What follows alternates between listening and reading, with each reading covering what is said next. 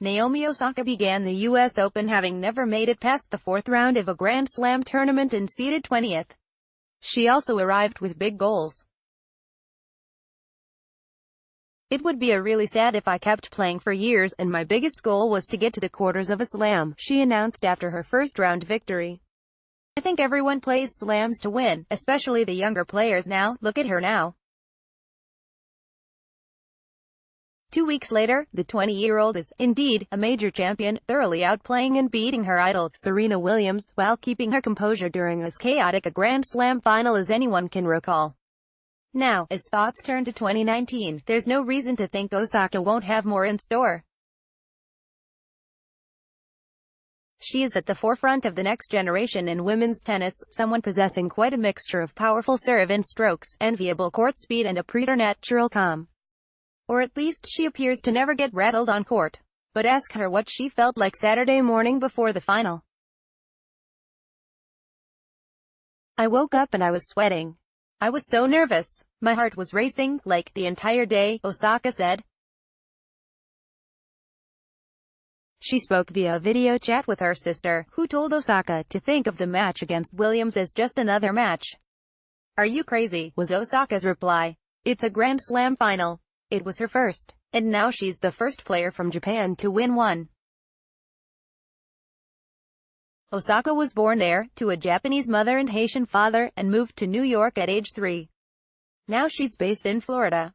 Osaka was the biggest revelation at this U.S. Open, who could be surprised at Novak Djokovic winning his 14th major championship Sunday. But plenty else happened over what undoubtedly was as wild a Grand Slam tournament as there's been in years. Here's what else we learned. Tennis needs changes. The whole clash between Williams and chair umpire Carlos Ramos showed that there are inconsistencies with officiating and questions about the place of coaching. That Williams lost a point, then a game, and was fined $17,000 are what will be remembered about that final. Djokovic is back. Djokovic's second major title in a row, after Wimbledon in July, signaled fully that he is once again at the height of his powers. His coach, Marian Vida, said Djokovic peaked from the quarterfinals on, and it's tough to argue. He claimed the last 16 sets he played. This follows a 2-year slam drought for the 31-year-old Serb, who suddenly is tied with Pete Sampras for the third most major trophies by a man, trailing only Roger Federer's 20 and Rafael Nadal's 17.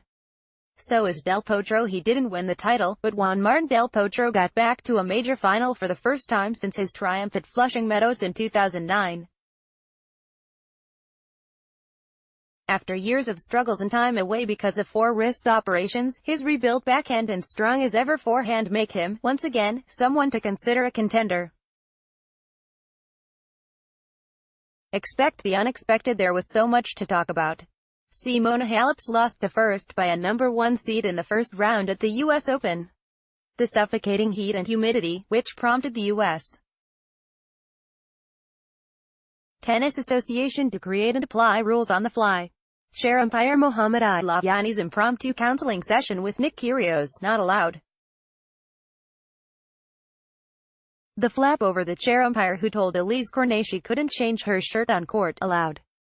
Federer's jaw-dropping, around the net post trick shot against Kyrgios in the third round. Federer's 5-set loss to 55th-ranked John Millman in the fourth. Victories that finished after 2 a.m.